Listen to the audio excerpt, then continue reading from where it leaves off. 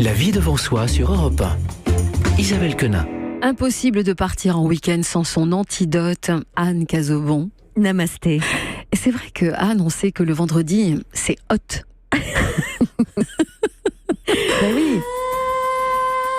Oui, antidote, c'est l'alignement de l'âme, de l'esprit et du corps. Et j'ai l'impression que ça ne vous a pas échappé, Isabelle. On l'a C'est vrai bien intégré. C'est vrai que ce qui nous anime dans ce petit moment de radio, c'est de toujours mieux se découvrir. On reste sur la thématique pour toujours mieux interroger la nature de nos relations amoureuses, interroger l'honnêteté du lien dans notre couple. Mais d'ailleurs, de quel couple parlons-nous ? Oui, parce qu'il n'y a pas si longtemps, souvenez-vous, il n'y avait qu'un seul modèle de couple, le couple traditionnel qui était la norme. Sauf qu'aujourd'hui, selon Jean Kellerhals, qui est un professeur de sociologie suisse, co-auteur de Mesures et démesures du couple, il y aurait bel et bien 5 types de couples. Le modèle le plus répandu, presque 30% des couples, c'est le couple de style association. Un modèle qui répond parfaitement aux désirs actuels d'autonomie individuelle, absolument idéal pour des gens un peu routiniers, qui fondent leur relation sur l'indépendance qu'ils se donnent.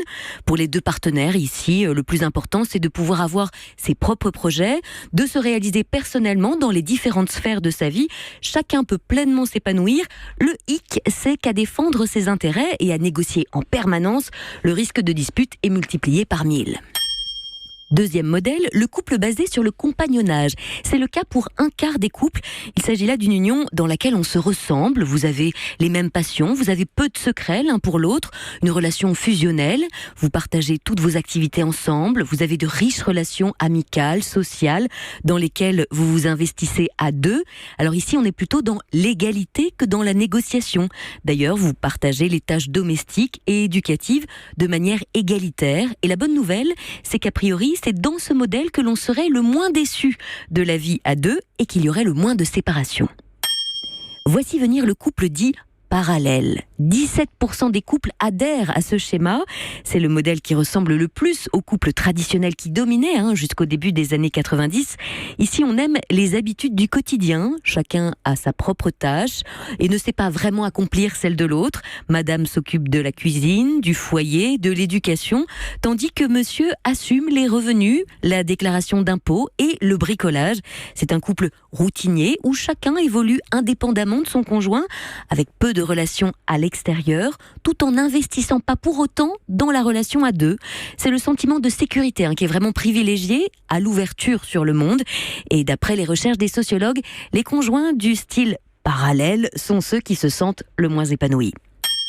Quatrième modèle de couple, pour 16% d'entre vous, le couple façon bastion, où les deux partenaires font tout ensemble. Les courses, les rendez-vous chez le médecin, les parties de bridge, etc. C'est bastion, c'est pas baston. Non, bastion. Ils font vraiment fortification à l'intérieur. C'est bien simple, ils ne font qu'un et ils partagent activités, goûts, opinions politiques. Aucune place n'est laissée à l'imprévu dans une vie ritualisée dans laquelle les désaccords sont absolument évités. Enfin, pour 15% d'entre vous, votre couple est un couple cocon ou fusionnel si vous préférez.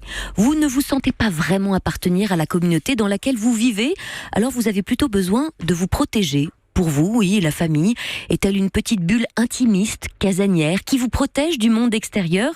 Le soutien et le confort sont au centre de votre vie quotidienne et les rôles conjugaux sont plutôt identiques.